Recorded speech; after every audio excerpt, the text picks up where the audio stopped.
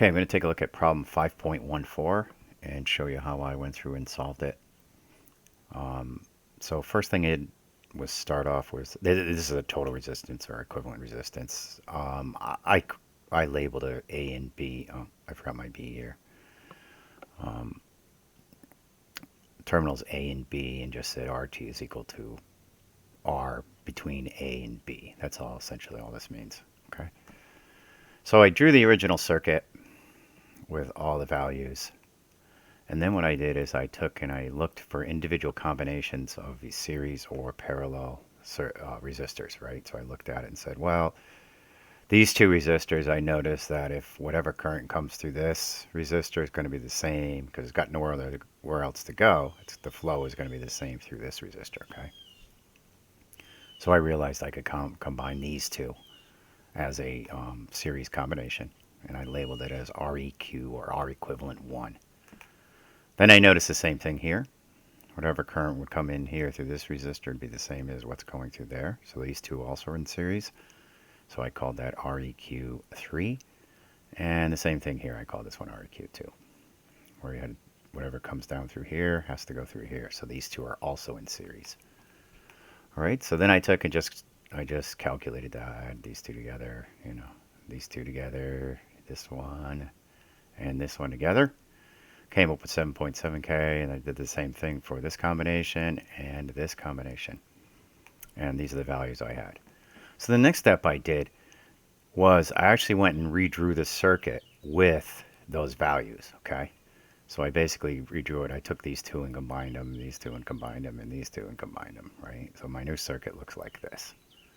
So now I still have the 500 ohm and still have the 2.2 K ohm. But what I recognize is that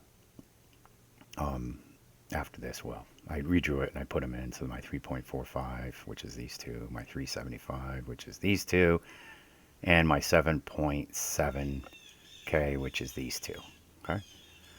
So I redrew it and put them in and made them connect to the same 2 points, right? So the combination here connects to this point and this point, right? Same thing with this combination, connects to the same 2 points.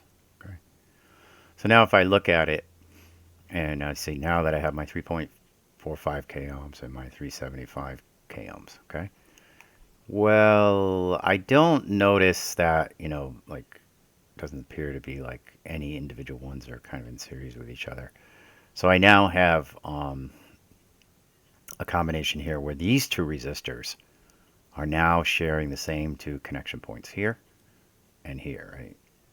So they're connected to the same places. So now I recognize that since they're connected to the same two places, these two are in parallel. And if it had been 3 resistors, 4 resistors, or however, it really doesn't matter, right? You can always combine them. You just use the same equation, 1 over 1 resistor plus 1 over another resistor plus 1 over, keep going like that. But in this case, I only have 2 resistors, okay? So it's just going to be 1 over 3.45 plus 1 over 375. And then once you add these two, you just do the inverse. You just do 1 over that result on your calculator, and that's when you come up with 338 ohms. Okay. All right. Continuing on. Now I'm going to redraw the circuit, of course, and just substitute in for this. All right. And when I do that, this is my REQ5 here. I didn't write REQ5, but that's my REQ5. So now what I recognize is this is my equivalent one, and it's connected to the same two points, connected to these 2 points. It's one end's of my equivalent is connected to this 500 ohm, and the other end's connected to this 2.25 K ohms. Okay. So I redraw it, put it in there. This is my REQ5, what I circled here. And what I notice is these 3 are in series. Okay.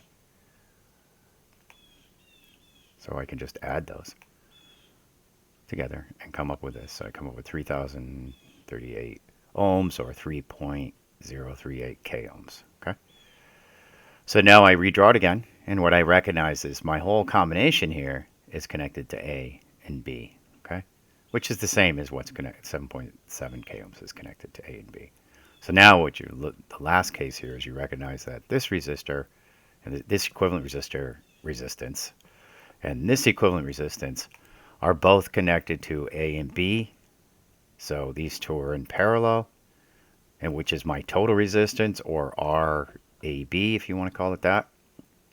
So these two together are in parallel, so it's just going to be 1 over one of them, and 1 over 7.7 k ohms. And here's my end result.